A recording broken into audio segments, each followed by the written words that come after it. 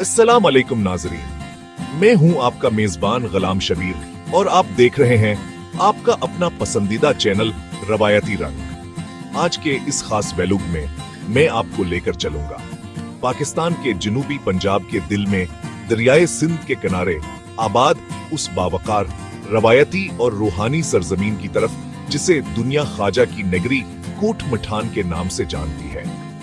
दोस्तों, अगर आपने कभी दिल में ये ख्वाहिश की है कि पाकिस्तान के सकाफती वर्से सूफीर वायतावर दिहातीज नंदगी क्या सलझल को करीब से देखें तो फिर कोटमठान से बेहतर कोई जगह नहीं। ये खत हाँ ना सिर्फ अपनी खूबसूरती, मेहमान नवाजी और खेती बाड़ी के लिए मशहूर है, बल्कि सबसे बढ़कर ये ख्वाजा गुलाम फरीद की अंगरी है।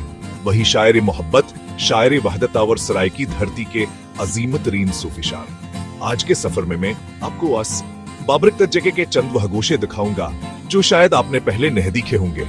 तो फिर देर किस बात की, चलते हैं पाकीज़गी, मोहब्बत और रवायत के रंगों में रंगी हुई ज़मीन कोटमठान।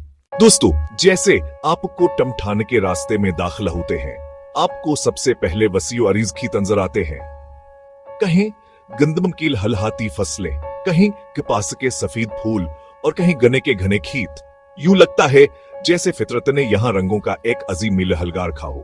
मैं अभी जिस मुकाम पर खड़ा हूँ, यहाँ की हवा में एक खास सा सुकून है, एक मिठास है जो दिल को छू लेती है।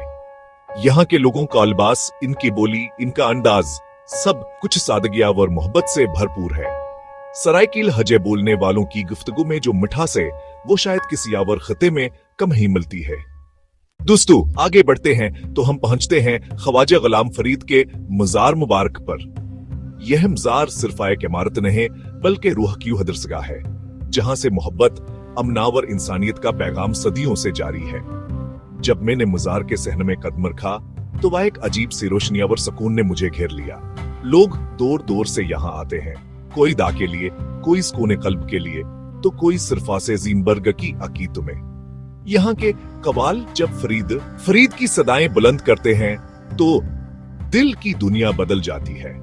ख्वाजा गुलाम फरीद के कलाम में जो दर्द, जदाई, इश्क और फितरत की मोहब्बत बयान होती है, वो सराय की जबान की वो सबसे खूबसूरत जहत है जिसने उसे आलमी सतह पर पहचान दी।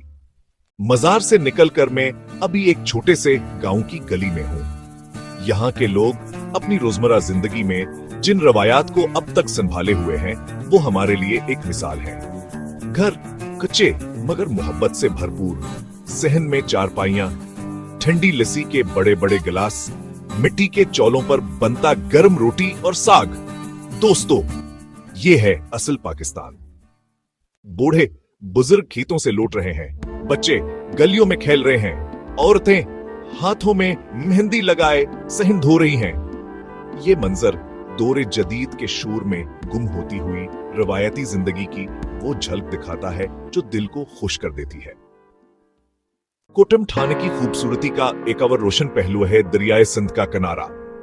अभी मैं दरिया के किनारे खड़ा हूँ, हवा नर्म है, पानी की लहरें सुकून दे रही हैं और कश्तीबान दूर से आवाजें लगाते नजर आ रहे हैं। ये हम काम है जहां शाम के वक्त सूरज जब पीला पड़ता है तो पूरा माहौल सुनहरी रोशनी में नहा जाता है। अगर आप कभी यहाँ आए तो चंद मिनट दरिया के किनारे बैठकर जरूर गुजारें। आप अपने अंदर एक अजीब सी ताजगी महसूस करेंगे। दोस्तों, किसी भी इलाके का जिक्र इस वक्त तक मुकम्मल नहीं होता जब तक उसके खानों की बात ना की जाए। और कोट मठान के खाने, वाह वाह वाह! सराय की सुहन हलवा, देसी घी में बनी रोटी, साग, गुड़ और दूध और खास तौर पर मकामी अंदाज में पकाया गया मटन, ये सब चीजें यहाँ के जायके को मुनफरद बनाती हैं। मैं अभी जिस डेरे पर बैठा हूँ वहां मुझे ताजा लस्सी पेश की गई है। यकीन करें, ऐसा खालिस जायका बड़े शहरों में ढूंढने से भी नहीं मिलता। दोस्तों, मेरा आज काबिलों की यहाँ इख्तिताम को पहुंचता है। ख्वाजा की अंगरी कोटमठान सिर्फ रफाइक शहर नहीं बल्कि मोहब्बत, सूफी रवायत, खेती बाड़ी, सादगिया और मेहमान नवाजी का वह हिस्से नामत साज है जो पाकिस्तान की असल रूह को दुनिया के सामने रखता है। अगर आपको आज का व्लॉग पसंद आया तो रवायती रिंग को लाइक करें, सब्सक्राइब करें और वीडियो को अपने दोस्तों के साथ जरूर शेयर करें। मैं गुलाम शबीर जल्द हाजिर हूंगा एक नई जगह नए वातावरणीय रंग के साथ। अल्लाह हाफिज।